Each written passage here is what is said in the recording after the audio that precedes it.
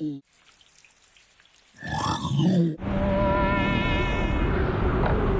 Neighbor Totoro isn't just an animated film, it's a gentle masterpiece that redefined what storytelling could be.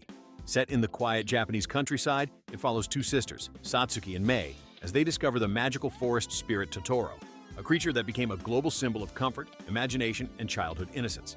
But behind that soft smile lies a story of struggle, near bankruptcy, and secret inspirations drawn from Japanese folklore and real emotion.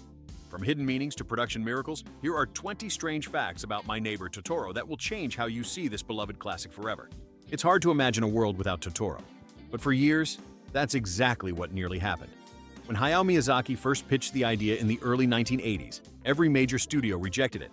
The concept, a slow, slice-of-life story with no villain, no conflict, and two little girls as leads, terrified investors. They said audiences wanted action, not quiet reflection. For years, Miyazaki kept the sketches in his drawer, revisiting them only as a passion project. Finally, in 1988, Studio Ghibli agreed to release it, but only if it was paired with the grim war film Grave of the Fireflies to attract different audiences. The result? Financial disaster. Neither film made money at first, and Ghibli nearly went bankrupt. Ironically, it was Totoro's plush toys, not the movie itself, that saved the studio. Today, Totoro stands as Ghibli's mascot, proof that sometimes the quietest dreams are the ones that roar loudest. The rolling hills and whispering trees of My Neighbor Totoro weren't fantasy. They were drawn from a real place, Sayama Hills, on the edge of Tokyo. Miyazaki spent weeks hiking through the area, sketching camphor trees and narrow dirt paths. Locals affectionately call it Totoro Forest today, and you can still walk through the exact places that inspired the film's backdrop. The light through the branches, the sound of cicadas, even the misty ponds all appear frame for frame in the movie. When developers threatened to clear the area in the 1990s, Ghibli helped launch the Totoro no Furusada Foundation, a conservation effort that now protects over 3,500 acres of woodland. It's the only time in history that an animated film inspired a national environmental trust. So yes, Totoro's world is real, and it's still growing green. Here's a secret even longtime fans miss. Totoro isn't his real name. In Japanese, Mei calls him Totoro because she mispronounces the word Tororu, her way of saying troll. Remember the scene where she points at her picture book and says, "I'm Totoro?" She's mixing it up.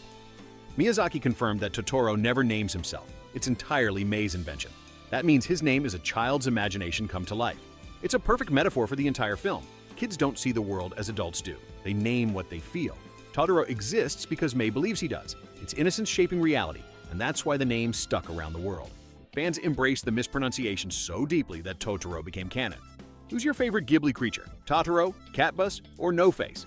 Drop it in the comments and hit that like button if you've ever wished for a Totoro nap on a sunny afternoon. Catbus isn't just adorable, he's a mythological nod to Japan's yokai legends. In Japanese folklore, there's a creature called the bakaneko, a cat that, after living 100 years, gains supernatural powers and can shapeshift into human or spiritual forms. Miyazaki reimagined this legend as a cheerful bus-cat hybrid, turning something eerie into something comforting. Look closely and you'll see hints of folklore. His eyes double as headlights, his fur markings resemble shrine ropes, and his destinations include both physical places and spiritual realms, suggesting he carries souls as well as passengers. His grin pays homage to Lewis Carroll's Cheshire Cat, another being who fades in and out of reality. Catbus is joy and mystery in motion, a symbol of how Ghibli's world blends myth with everyday life. When Totoro premiered, it wasn't the success we remember. Audiences were emotionally shattered after seeing Grave of the Fireflies, which played first in the double feature. No one wanted to laugh or smile afterward. The box office returns were so poor that Ghibli almost shut down. Producer Toshio Suzuki refused to give up. He licensed Totoro plush toys to a small Tokyo department store, and the rest is history. Within months, the stuffed Totoro became a nationwide phenomenon, and merchandise profits saved the studio. Ironically, the film that almost ended Ghibli became its savior. Without that plush toy boom, the studio might never have survived to make Spirited Away or Princess Mononoke. It's the rare case where cuteness literally kept art alive. Miyazaki loves hidden wordplay. In Japanese, Satsuki literally means May, the 5th month of the year. And Mei, well, that's just the English spelling of May. In other words, both sisters share the same name. This wasn't a coincidence. Miyazaki wanted to show they were two halves of one personality, curiosity and care, chaos and calm. Some fans even believe they represent the same girl at different ages, existing in a dreamlike overlap of memory. Miyazaki never confirmed this, only saying, "I like the sound." Still, the twin name symbolism fits perfectly with the film's tone. It's about seeing yourself in someone you love. In the 1980s, almost every animated movie had a villain: Ursula, Scar, Maleficent. Miyazaki broke the rule entirely. "Children need a story that's not about defeating someone," he said. My Neighbor Totoro has no antagonist, no grand conflict. The tension comes from life itself: worry, loneliness, the fear of losing someone you love. It was a radical choice at the time. Executives thought it was too slow, too quiet. But that gentleness became its power. Instead of teaching victory, it taught empathy. The world of Totoro isn't about fighting monsters. It's about finding joy in the rain and wonder in the ordinary. That decision redefined children's storytelling worldwide, influencing everything from Winnie the Pooh reboots to Pixar's Inside Out. Those little fuzzy Susuwatari aren't just cute. They're based on real Japanese folklore. In traditional Shinto belief, Susuwatari are spirits that live in abandoned places, forming from the residue of human emotion. When people return, they scatter like dust. Miyazaki first used them in Totoro, then brought them back and spirited away as the tiny workers in the boiler room. Each sprite in Totoro was drawn frame by frame with soft charcoal lines, then layered over watercolor backgrounds. Their gentle shimmer was created by adding a single speck of white paint to each cell, hundreds of times. They represent the film's central theme, that every space, even a dusty corner, is alive if you believe it is. That legendary rain scene, Totoro standing beside Satsuki at the bus stop, clutching an umbrella, wasn't just invented. It came directly from Miyazaki's childhood. He once waited in the rain for his mother, holding a huge umbrella that kept slipping from his hands. Decades later, that tiny, personal moment became one of cinema's most iconic images. The sound of raindrops hitting Totoro's umbrella was made using rice poured onto a drum skin, not real water. The animators spent 3 weeks perfecting that rhythm. The scene became a symbol of quiet connection, a child sharing shelter with the unknown.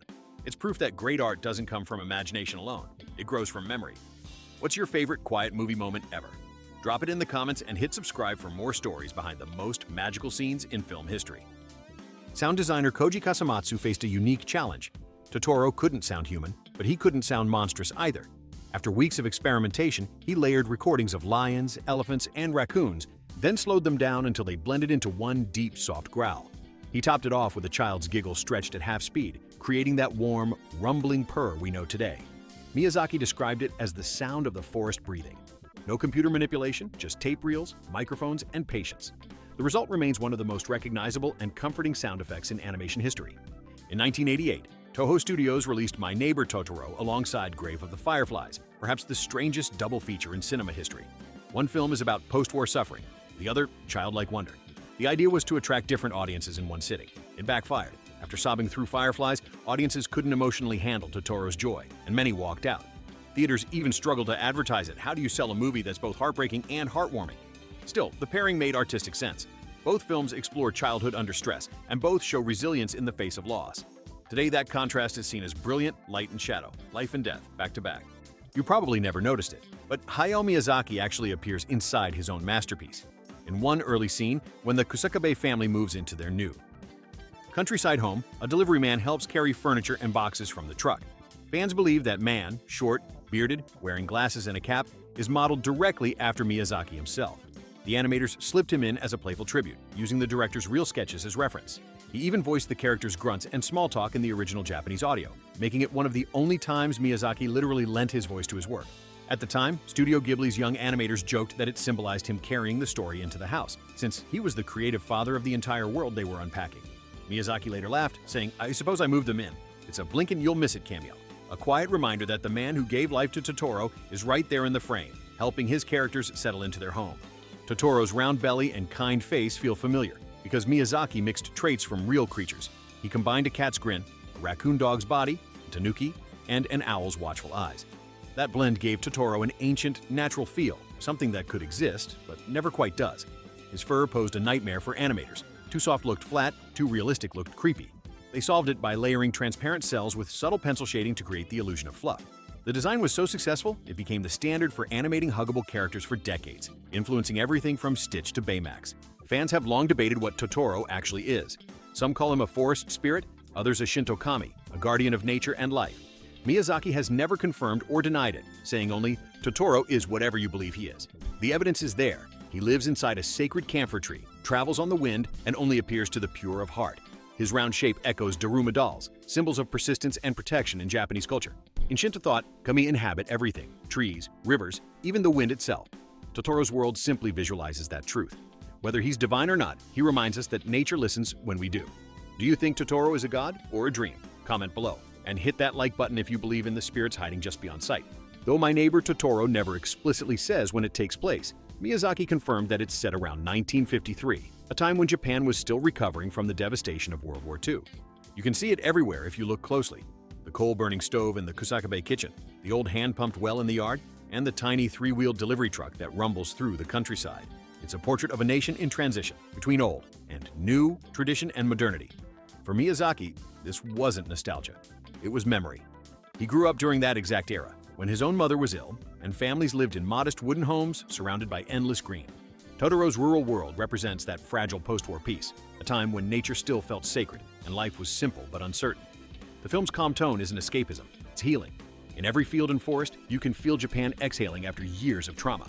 Totoro's magic isn't fantasy, it's the spirit of recovery, wrapped in innocence and summer air. Early concept art shows Totoro as a haunting creature with sharp teeth and glowing red eyes. The film's working title was The Neighbor in the Forest, and its tone was dark, almost horror-like. In these drafts, Mei wandered into the woods and met a spirit that terrified her before turning protective.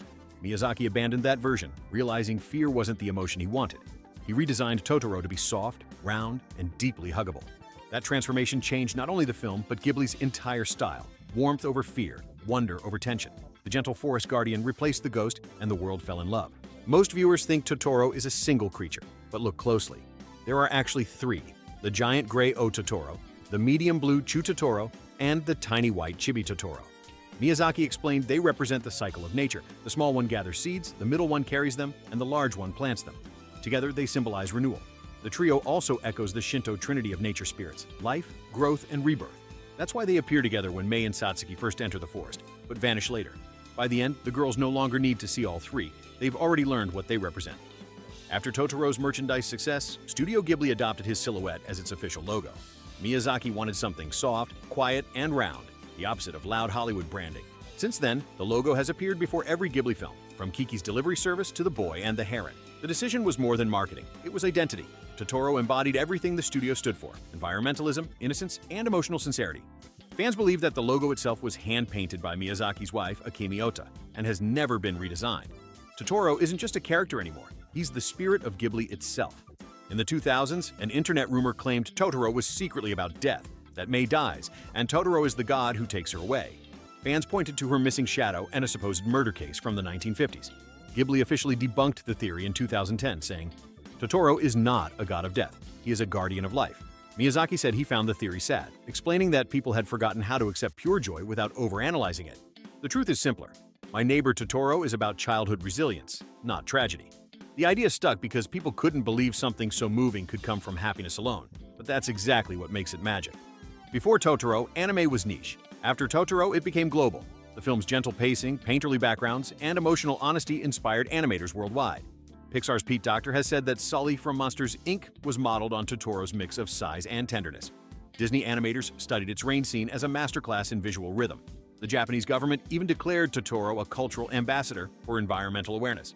What began as a financial flop ended as a worldwide phenomenon, teaching the world that animation doesn't need to shout to be powerful, it just needs heart. Conclusion. And there you have it, My Neighbor Totoro. 20 strange, beautiful facts behind the movie that redefined quiet storytelling. From near bankruptcy to global adoration, from a mispronounced name to an eternal mascot, Totoro's legacy is proof that gentle dreams can change the world. Which fact surprised you most? Drop your answer below, hit like if you've ever wished to nap on Totoro's belly, and don't forget to subscribe for more deep dives into the stories that shaped animation history.